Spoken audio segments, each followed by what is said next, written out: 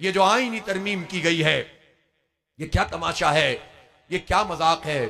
पहली बात तो यह है कि आईन वो बुनियादी डॉक्यूमेंट है जिस पर 1973 में एक इत्तेफाक राय था, और इस इत्तेफाक राय में सब शामिल थे। बड़ी मुश्किल से, बड़ी मेहनत से, बड़ी अंग्रेजी से यह काम हुआ था। और इस आईन की खुसूसियत यह है कि इसमें सबके हुकूक भी मुतय्यन है, और यह भी मुतय्यन है कि हाकमियत आला अल्लाह ताला की होगी, कुरान और सुन्नत के बरखिलाफ कोई कानून साजी नहीं होगी। और इसमें यह भी मुतय्यन था कि सूद को, रिबा को जल्द अज जल्द खत्म किया जाएगा।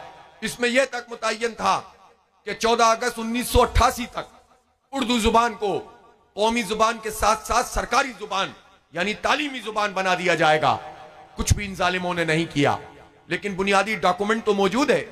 उस डॉक्यूमेंट के साथ जो एक इत्तेफाक राय से बड़े कैनवस में बना, इस 26वीं आईनी तरमीम में इसके साथ जो कुछ किया गया है, तारीख इन जालिमों को माफ नहीं करेगी जिन्होंने ये साजबाज करके ये 26वीं आईनी तरमीम में आइन का हुलिया बिगाड़ा है। और उन्होंने किया क्या है, बड़ी मुश्किल से यह तय पाया था कि अदलिया का चीफ जस्टिस, सुप्रीम कोर्ट का चीफ जस्टिस सीनियरिटी पर होगा, लेकिन इन्होंने अब हुकूमत का गलबा इस पे कर दिया है। पार्लिमान की कमेटी, फिर वजीर आजम और फिर सदर के साइन।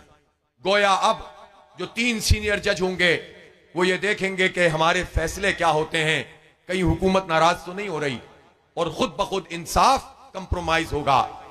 इसी तरह जुडिशल जो इन्होंने बेंच बनाई है, आईनी बेंच बनाई है, उसके प्रोसीजर का मसला है। गलतियां ही गलतियां हैं, खामियां ही खामियां हैं, कब्जा ही कब्जा है। किन लोगों ने किया है? इस पार्लियामेंट में 2/3 से ज्यादा वो लोग बैठे हुए हैं जो फॉर्म 47 की पैदावार हैं, जिन्हें वोट नहीं मिले, जिन्हें मुसल्लत किया गया है। ये हक रखते हैं कि उस आइन के ऊपर ये तैशा चलाएं कि जो एक मुत्तफिका आइन है, और अपनी मर्जी की अदलिया, अपनी मर्जी का अदल और इंसाफ का निजाम बनाए। नहीं जानता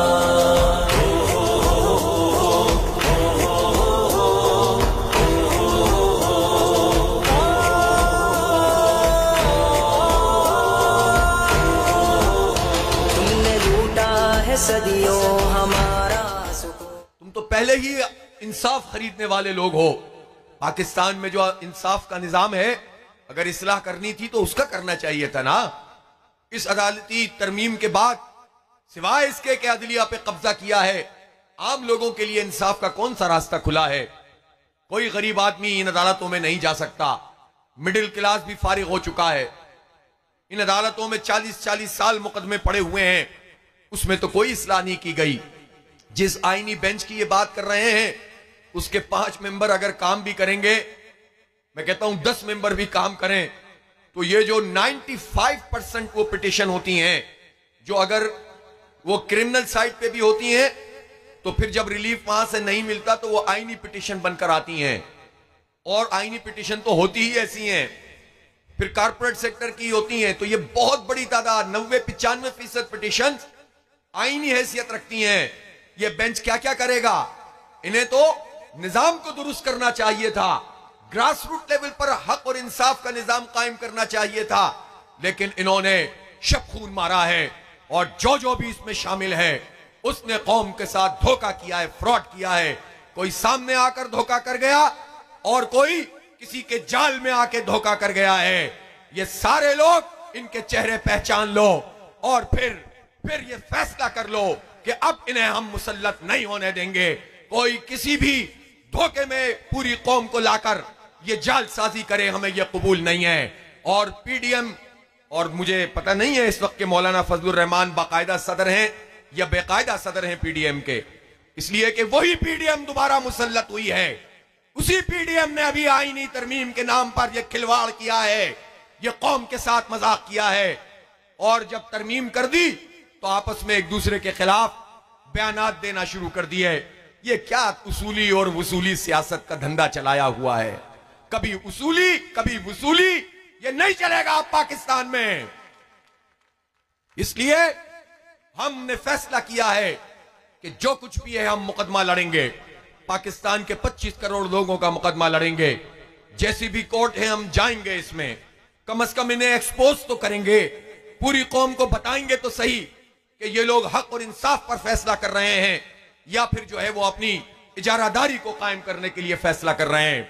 इसलिए मेरे साथियों और दोस्तों, मुल्क मसाइल की आमाजगाह बना हुआ है, लेकिन हम ये समझते हैं कि ये मुल्क उसी वक्त आगे बढ़ सकता है कि जब पाकिस्तान में वही निजाम हो जिसके लिए लोगों ने कुर्बानी दी थी, जिसके लिए घर बार छोड़े थे, जिसके लिए खानदान कटे थे, जिसके लिए लोगों ने अपने दामन में को वसी करके लोगों को समेट लिया था, लाखों की तादाद में हिजरत करके आने वालों को अपने दामन में जगह दी थी, और सबने मिलकर ये सोचा था कि ये पाकिस्तान ला इलाहा इल्लल्लाह मुहम्मदुर रसूलुल्लाह का पाकिस्तान बनेगा।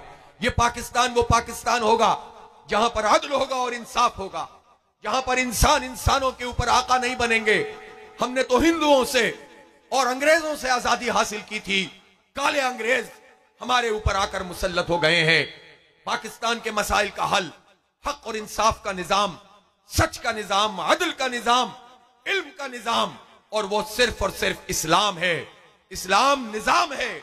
गलतफहमी ये पैदा की गई कि इस्लाम की बात करो तो कहते हैं कि वो मस्जिद तक है, वो मिंबर तक है, और दुनिया की बात करो तो दुनियावी पैमानों में सियासत होगी।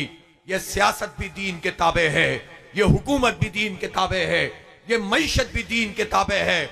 और जब हकीकी मानों में अल्लाह की मर्जी के मुताबिक हमारी जमीन का निजाम बनेगा, सबको इंसाफ मिलेगा। हम घर नहीं बैठ सकते, हमें उसके लिए जिद्दोजहद करनी है, मायूस होने की जरूरत नहीं है। आप देखो फलस्तीन में किस तरह गजा के नौजवान इन हालात में भी पुरुमीद हैं। याह्या सिनवार की शहादत देखी कि जिसे निशाना बनाया गया, 23 साल जेल में रहकर आया था और उसने जेल को भी अपॉर्चुनिटी बना लिया। उसने जेल 23 साल कोई मुद्दत होती है, और वो भी इस्राइल की जेल। इब्रानी जुबान सीख ली, नेटवर्किंग कर ली, और जब वापस आया तो बेहतरीन तरीके से उसने ये जो अल-कस्साम ब्रिगेड है उसको बेहतरीन तरीके से ऑर्गेनाइज किया, और जिस टेक्नोलॉजी को और जिस तरीके से उसने नेटवर्किंग की है, 1 साल बारूद का ढेर बना हुआ है। 90,000 टन से ज्यादा बारूद फेंका इस्राइल ने, लेकिन आज तक वो हमास का नेटवर्क नहीं तोड़ सके हैं। सुभान अल्लाह व बिहम्दिही, सुभान अल्लाहिल अज़ीम। वो लोग हैं जो इन हालात में भी जब लाशें अपने बच्चों के उठा रहे हैं तो उन्हें पता भी नहीं चल रहा कि हमारा बच्चा है या किसी और का बच्चा है। मेरी माओ बहनों, किन हालात में फलस्तीन के लोग जिंदगी गुजार रहे हैं। रोज बमबारी है, खेमों पे बमबारी है, अस्पतालों और स्कूलों पे बमबारी है, लेकिन एक भी ऐसा नहीं है जो मायूस हुआ हो। सब अल्लाह पे भरोसा करते हैं, रब की किबरियाई बयान करते हैं। रोते जरूर हैं कि ये फितरी तकाजा है, चीखते जरूर हैं कि ये चीखें शायद पाकिस्तान के फौजी जर्नेलों तक पहुंच जाएं, तुर्की के जर्नेलों तक पहुंच जाएं, अरब के शयूख तक पहुंच जाएं। आवाज जरूर देते हैं, मायूस नहीं होते हैं। मलबे पे ढेर पर भी जश्न मनाते हैं, कोई छोटी छोटी खुशी होती है उसको भी बरतते हैं। यह है वो लोग, और हम इन पाकिस्तान के चंद लुटेरों के हाथों मायूस हो जाएं और कहें कि नहीं इस मुल्क में कुछ नहीं बचा। इन लुटेरों को इस मुल्क से हटाना होगा इंशाअल्लाह ताला, और हम इस मुल्क को वो मुल्क बनाएंगे कि फिर किसी इस्राइल की हिम्मत ना हो कि वो हमारे किसी एक बच्चे को भी कत्ल कर सके। इसलिए मेरे भाइयों और दोस्तों और मेरी बहनों, फलस्तीनियों से सीखो कि जीते कैसे हैं। कुछ नहीं बचा, हाथ टूट गया, जख्मी हो गया, तो जो छड़ी मौजूद थी वही उठाकर फेंक दी, और ये छड़ी उसने जो फेंकी है ये तमाचा है, अरब और अजम के मुस्लिम हुक्मरानों के मुंह पर तमाचा है, उनकी फौजों पे तमाचा है कि क्यों तुम उनकी मदद के लिए नहीं निकलते हो। हम अपनी आवाज उठाएंगे, हम हुक्मरानों पे दबाव डालेंगे, हम उनके लिए जद्दोजहद करेंगे, लेकिन मसला यह है कि जब तक ये निजाम यहां पर मौजूद रहेगा, जुल्म और फसाद का, करप्शन और लूटमार का, चंद हाथों में पूरा इख्तिदार हो और सब गुलाम हो, तो जब तक हमारे हालात नहीं सुधरेंगे, आओ एक बड़ी जिद्दोजहद का आज़म करो, हौसला करो और आगे बढ़ो। वाखिरु दावाना अनिल हम्दुलिल्लाहि रब्बिल आलमीन। हज़रात गिरामी, प्रोग्राम के इख्तिताम पर कौमी तराना।